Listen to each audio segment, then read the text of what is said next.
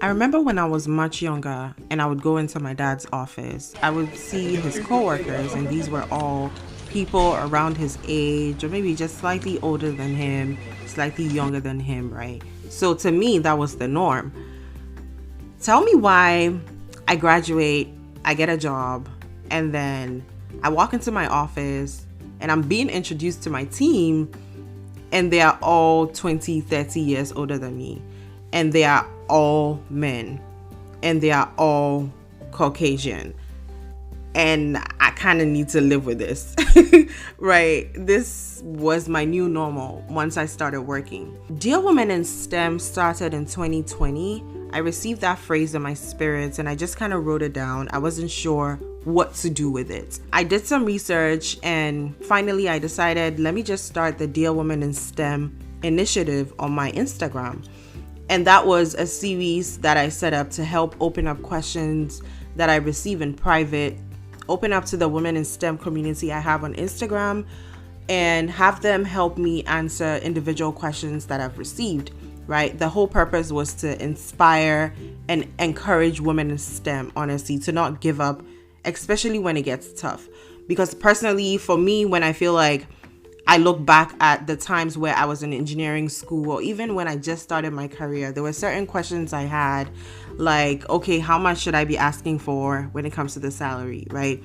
Or what should I look for when trying to narrow down on exactly the kind of company to work for? So these are all questions I had. And when I set this up on Instagram, I had questions like, should I go to graduate school right after I finish my bachelor's degree?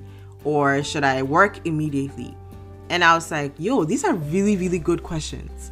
So when I put that out, the reception was amazing. Like, everyone was willing to support, everyone gave their input, and it just felt like a really safe community where women in STEM could really just, chime in and everyone will share their experiences.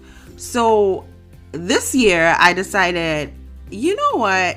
Let's make it a podcast because I love podcasts. I've done podcasts with people. I've done podcasts for people. And I think it's time I have my own podcast. And so this podcast is basically just going to answer common questions that women in STEM may have. I'm going to share a lot about my personal STEM journey. I'm going to hope and pray that this podcast empowers you, inspires you. And this podcast is a love letter to all the women in STEM out there who have ever been told that their dreams are impossible or that they don't even belong in their field, right? This podcast is going to offer support and guidance to you as you navigate the field. Ultimately, my goal is that this podcast would inspire the future generation to pursue their passions fearlessly. Because if you've ever been told that your dream is impossible, if you've ever been told that you don't belong in your field, if you've ever been told, or if you've ever felt like you were the only woman in the room, I'm here to tell you you're not alone, and this podcast is for you. So dear women in STEM, have a seat and join me on this journey because I'm so excited to have you with me. Sincerely, Lilian Judy.